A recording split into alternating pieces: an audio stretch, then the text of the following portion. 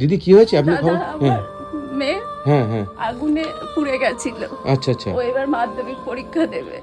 আচ্ছা ও আচ্ছা মোমবাতি জ্বালিয়ে স্কুলের কাজ করছিল, জামায় আগুন লেগে গেছিল। খুব জামায় আগুন লেগে গেছিল? হ্যাঁ আচ্ছা আচ্ছা, তোমার জামায় আগুন লেগে গেছিল? হ্যাঁ, ও সার্জারি হয়েছে। এই দেখ, গলার থেকে পুরো ব্রেস্ট পেট আচ্ছা আচ্ছা সার্জারি হয়েছে, দুবার হয়ে গেছে। আর একবারও সার্জারি করতে হবে, কিন্তু আমরা আর পাচ্ছি না দাদা। 4 মাস হয়ে গেছে। আমার মেয়েটাকে বাঁচান দাদা, আমাদের সেই সামর্থ্য নেই। আমার হাজব্যান্ড একটা কোম্পানিতে কাজ করে, এই বাড়িটাই আছে। যদি আমরা টাকা পয়সা সাহায্য না পাই, বাড়িটা বেচে আমাদের পথে নামতে হবে। কিন্তু আমার মেয়ের জীবনটা পড়ে রয়েছে। ও, কোন ক্লাসে পড়াশোনা করতে তুমি? 10-এ? আচ্ছা আচ্ছা, মানে এইবার মাধ্যমিক দিতে তুমি, তাই তো? তুমি মাধ্যমিক তো আর এই বছর আর দিতে পারবে না।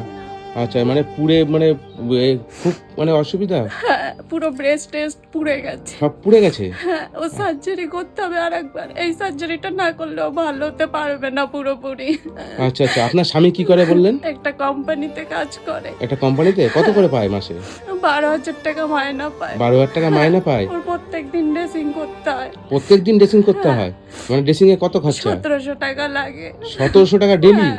তো এই আমরা আর পেরে উঠতে পারছি না। আচ্ছা আচ্ছা, কতদিন হয়েছে এটা? 4 মাস হয়ে গেছে দাদা। 4 মাস হয়ে গেছে? মানে 4 মাস ধরে ডেলি এরকম ড্রেসিং করতে হচ্ছে? হ্যাঁ, আচ্ছা আচ্ছা, মানে কি কি করে হলো হঠাৎ এরকম? ও বই পড়ছিল মোমবাতি জ্বালিয়ে। বই? আচ্ছা আচ্ছা, বই পড়ছিল মোমবাতি জ্বালিয়ে, তারপরে? ও জামাই কি করে লেগে গেছে ও বুঝতে পারিনি। আচ্ছা আচ্ছা, তারপরে তুমি বুঝতে পারোনি কি করে লেগেছে? বুঝতে পারিনি। মানে মোমবাতি কি পাশেই ছিল? হ্যাঁ, পাশে মানে হঠাৎ তোমার আগুন লেগে গেছে?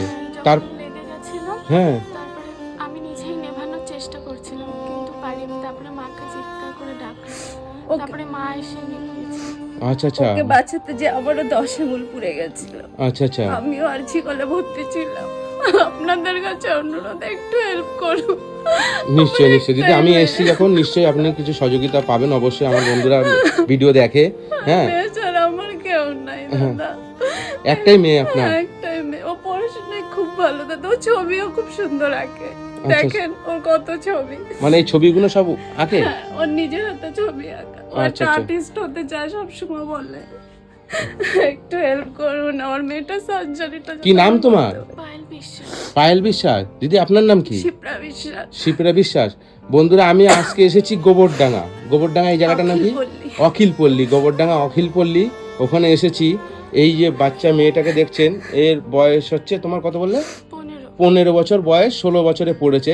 এবার মাধ্যমিক পরীক্ষা দিত, কিন্তু দিতে পারেনি কপালবশত।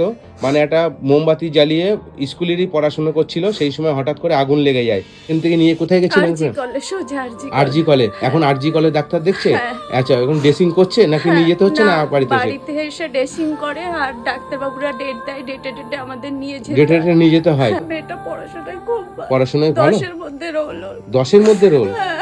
আচ্ছা আচ্ছা, ওর স্বপ্ন বড় হয়ে আর্টিস্ট হবে, মাধ্যমিকে ভালো রেজাল্ট করবে। কখনো ভাবিনি এরকম কিছু হবে, কখনো ভাবিনি। আমার এই শোনাটা অনেক কষ্ট হচ্ছে, আপনারা একটু পাশে থাকেন। কোনোদিন ভাবিনি এই জায়গায় আজকে আসবো। দিদি কান্না করবে না দিদি, ঠিক আছে? নিশ্চয়ই আমার এই ভিডিও দেখে মানুষ নিশ্চয়ই সহযোগিতা করবে। তো দেখেছেন, আমি মিথ্যে বলছি না। দেখেন ইস, কি সব মাংস অবস্থা। বসানো। পরিষ্কার মানুষ তো, লাল হয়ে গেছে পুরো। তোমার কষ্ট হচ্ছে এখন? হ্যাঁ, টান ধরে আমার খুব। টান ধরে? এই এখন পরিস্থিতিতে বসেও এখন ছবি আঁকা শুরু করেছে। তুমি এখনো ছবি আঁকছো এইভাবে? হ্যাঁ, এই দেখেন। আচ্ছা আচ্ছা ওকে ডাক্তাররা বলেছে সবসময় হাসি খুশি থাকবে, ছবি আঁকবে। আচ্ছা আচ্ছা, মানে এই ছবিগুলো তুমি এখন হ্যাঁ, আঁকছো? কালকে এঁকেছে এটা। আচ্ছা আচ্ছা, বন্ধুরা দেখুন কত সুন্দর হাতের কাজ। যে একটা স্বপ্ন, আর্টিস্ট হবে। ও সবসময় বলে, মা আমি গরিব বাচ্চাদের আমি আঁকা শেখাবো, আপনারা পাশে থাকুন। আর কিচ্ছু চাই না, শুধু এই মেয়েটা যাতে আমার সুস্থ হয়ে যায়, আপনারা পাশে থাকুন। কান্না করবে না দিদি, ইস, কান্না। তুমি তাহলে আর্টিস্ট হবা? হ্যাঁ, বড় হয়ে আর্টিস্ট হতে চাই। আর্টিস্ট হতে চাও? নিশ্চয়ই হবে, ঠিক আছে? আমার এই ভিডিও দেখছে, তোমার নিশ্চয়ই মানুষ সহযোগিতা করবে তোমাকে। হ্যাঁ, খুশি হবে? হ্যাঁ, মানুষ যদি তোমাকে সহযোগিতা করে তুমি ভালো হও, তাদেরকে কি বলবা তাহলে? অনেক অনেক ধন্যবাদ। অনেক অনেক ধন্যবাদ। আমিও বড় হয়ে আর্টিস্ট হয়ে অনেক গরিবদের সাহায্য করব। মানে গরিবদের সাহায্য করবে? আচ্ছা আচ্ছা। যারা যারা তরুণদের ভিডিও আপনারা দেখছেন, আমার একটাই অনুরোধ, আপনাদের কাছে আমি ভিক্ষা চাইছি, আপনারা যদি একটা টাকা দিয়ে আমাকে সাহায্য করতে পারেন তাই দিন, সেটাই আমার মেয়ের জন্য আশীর্বাদ। আপনারা সবাই পাশে থাকেন যাতে আমার মেয়েটা আগের মতন নতুন করে সুস্থ জীবনটা ফিরে পায়।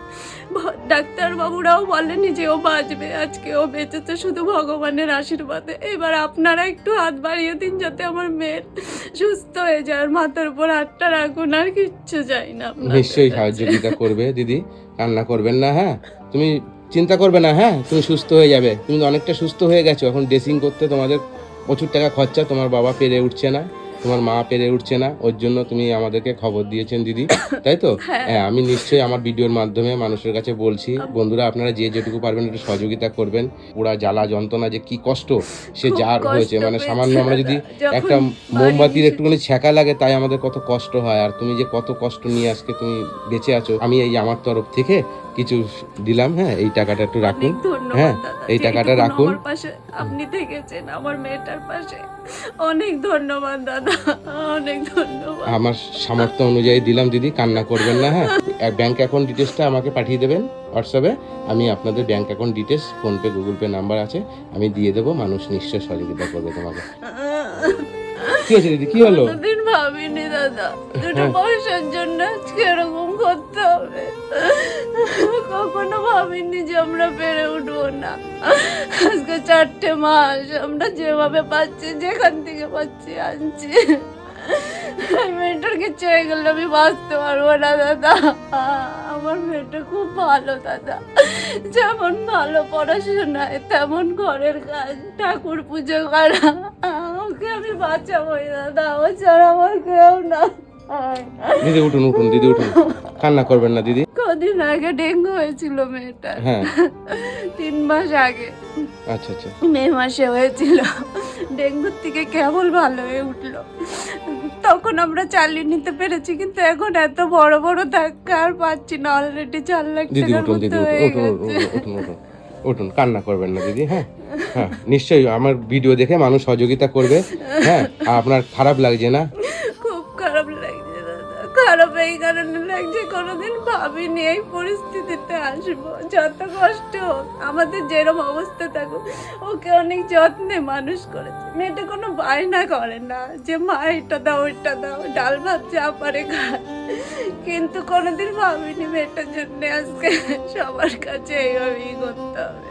যা কপালে ছিল যেটা সেটা হবে। হ্যাঁ, ঠিক আছে, তুমি চিন্তা করবে না। হ্যাঁ, ঠিক আছে দিদি, পাশে দাঁড়িয়েছেন, অনেক ধন্যবাদ। ধন্যবাদ। আচ্ছা আচ্ছা, ঠিক আছে, তুমি ভালো হয়ে যাবে। হ্যাঁ দিদি, কান্না করবেন না, ভালো হয়ে যাবে। হ্যাঁ, আপনার মেয়ে ঠিক আছে। আপনারা সবাই আশীর্বাদ করুন যাতে ও সামনের বছর পরীক্ষাটা দিতে পারে। নিশ্চয়ই পারবে। তুমি সামনের বছর পরীক্ষা, তুমি কি মনে হয় তোমার পারবে তো সামনের বছর? সামনের বছর মাধ্যমিক পরীক্ষা দিতে পারবে তো? হ্যাঁ পারবে। ব্যাস, নিজের উপর ভরসা রাখো আর নিজের মনে জোর রাখো, নিশ্চয়ই পারবে দিদি। ঠিক আছে, আসি দিদি, ভালো থাকবে। হ্যাঁ, আসি, টাটা। হ্যাঁ, ভালো থাকবে। ধন্যবাদ হ্যাঁ। আপনাকে।